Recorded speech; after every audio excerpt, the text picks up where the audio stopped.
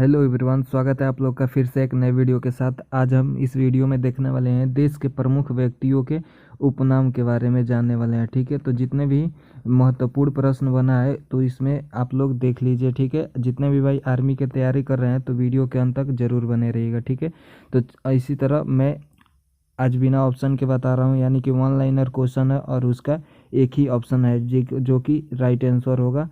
तो अच्छा से वीडियो के अंत तक बने रहिएगा। ठीक है, बातों को सुनते रहिए। तो चलिए बिना किसी देरी के स्टार्ट करते हैं वीडियो को। तो अच्छा से देखिए, पहला क्या है, सीमांत गांधी के उपनाम से किसे संबोधित किया जाता है?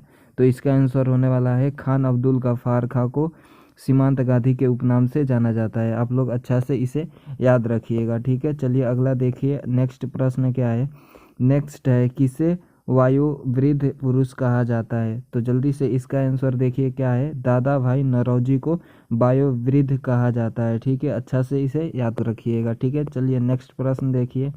नेक्स्ट क्या है, नेक्स्ट है शांति पुरुष के उपनाम से किसे जाना जाता है? तो शांति पुरुष के उपनाम से लाल बहादुर शास्त्री को जाने जाता है। ठीक है, अच्छा से याद रखिएगा, क्या शांति पुरुष के नाम से लाल बहादुर शास्त्री को जानते हैं। चलिए अगला प्रश्न है, अगला है बंगबंधु किस मुस्लिम नेता का उपनाम है? तो शेख मुजीबुर रहमान को। ठीक है, अच्छा से याद रखिएगा, क्या शेख मुजीबुर रहमान को जानते हैं क्या बंगबंधु के नाम से? ठीक है, चलिए अगला प्रश्न है, अगला प्रश्न आप लोग को दिख रहा है, दीनबंधु के उपनाम से किसे संबोधित करते हैं? तो देखिए इसको, इनको किस नाम से उपनाम से जाना जाता है?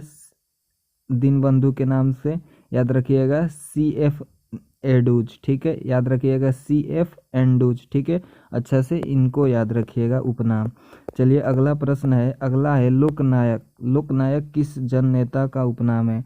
तो इसका आंसर देखिए, जयप्रकाश नारायण को कहते हैं लोकनायक। ठीक है, अच्छा से याद रखिएगा, ये बिहार के रहने वाले थे।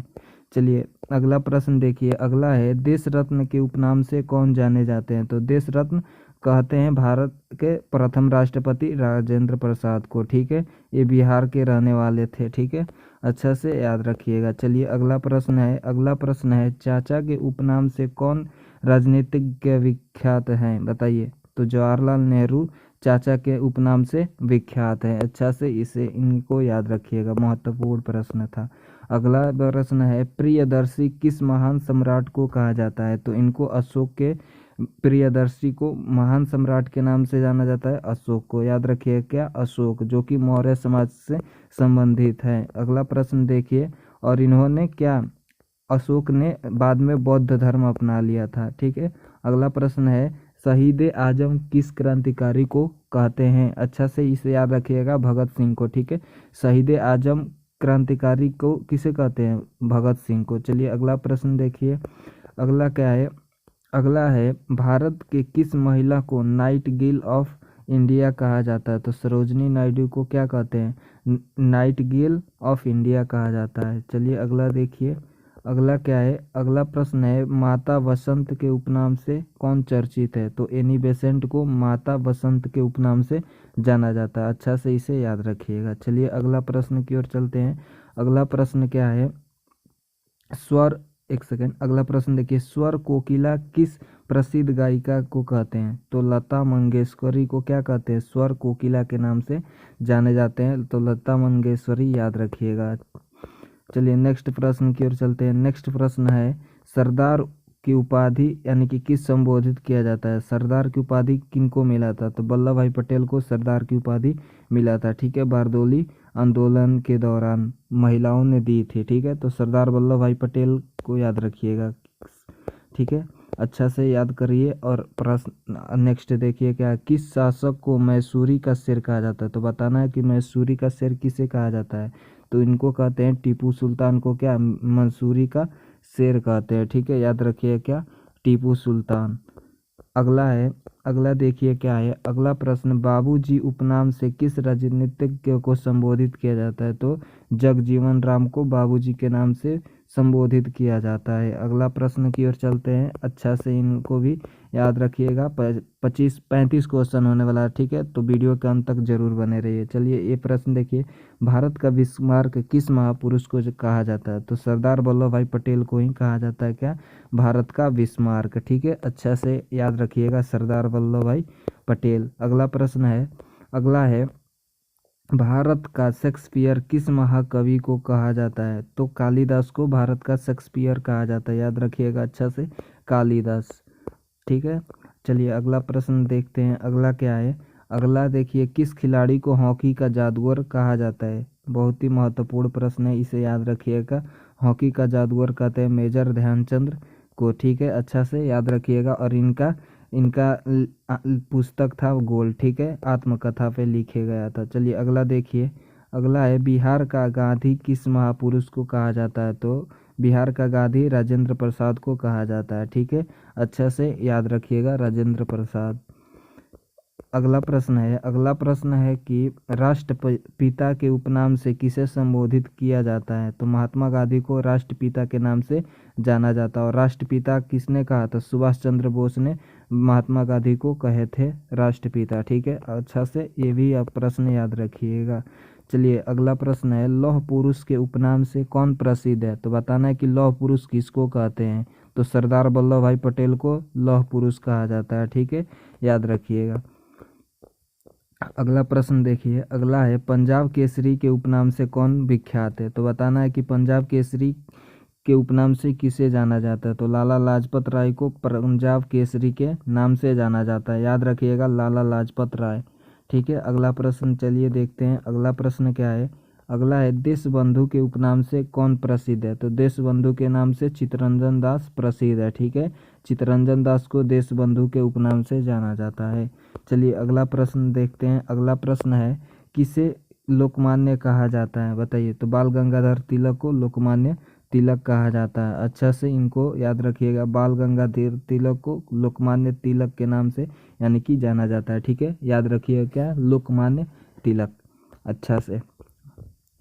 चलिए अगला देखिए, गुरुदेव, गुरुदेव किस महापुरुष को कहा जाता है? बताइए। तो रविंद्रनाथ टैगोर को गुरुदेव की उपाधि मिली थी, ठीक है, याद रखिएगा। और ये गीतांजलि पुस्तक के रचना किए थे, अच्छा से इनको भी, और इनके साथ साथ राष्ट्रगान का भी इन्हीं ने बनाए थे, ठीक है, लिखे थे, ठीक है, अच्छा से याद रखिएगा। चलिए देखिए अगला क्या है? अगला है, किस क्रिकेट खिलाड़ी को मास्टर ब्लास्टर कहा जाता है? तो क्रिकेट खिलाड़ी का नाम बताना है, यानी कि सचिन तेंदुलकर मास्टर ब्लास्टर कहा जाता है, ठीक है, याद रखिएगा, भारत रत्न इनको मिल चुका है। अगला प्रश्न देखिए, अगला क्या है?